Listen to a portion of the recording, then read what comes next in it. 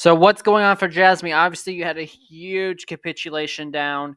I'm currently not in it. Like I said, I'm in another coin right now, but this is not looking good. So right now, the next stop that I had it written down. The next support that we had was 6.3 cents. That's where no, the fib's right there. You're currently getting stuck at 6.3 cents.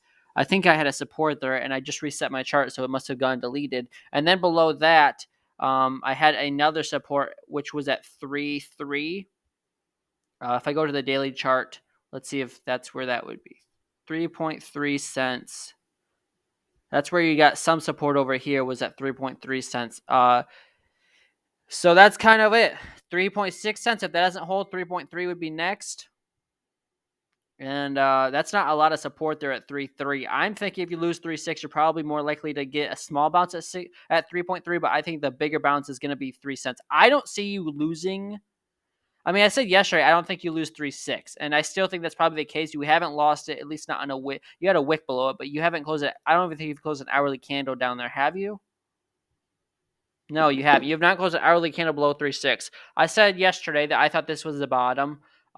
And if you lose 3.6, you're probably eventually going to see 3 cents again. So you really can't lose 3.6 and still be bullish short term. But let's look at this. This is a new indicator I use. It's not really, I mean, it is an indicator. It's really similar to the RSI, but I think it's more accurate than the RSI. So the 1 hour is extremely low. So we probably get a strong bounce here at 3.6 cents. This would not be a bad time to get into a trade. But let's go down, look at the 15-minute. The 15-minute chart is still pretty low. It got a small bounce there. I believe the low is 3.4. But you never close. That was a crazy wick. And then so let's go to the 4-hour chart. Let's see what we see here.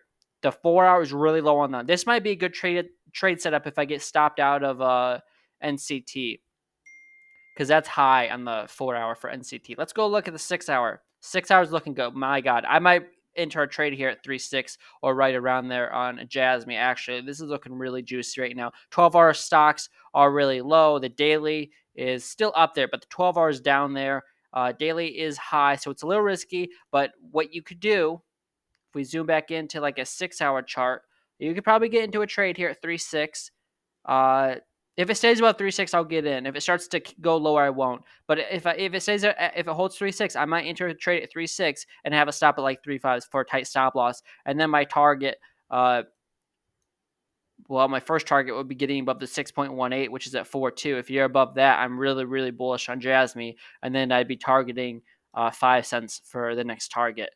But first of all, you have to hold 3.6. If that doesn't hold, which it's on life support right now, you're going to fall. I think you probably fall if you don't hold 3.6, you're falling to 3 cents. So a good entry would be 3.6 if this is the bottom, because a lot of the indicators are saying it is, at least on the 12-hour and lower. And then a 3.5 would be a good, decent stop loss. I really might think about entering that trade and getting out of NCT, because that's really high on the 4-hour right now.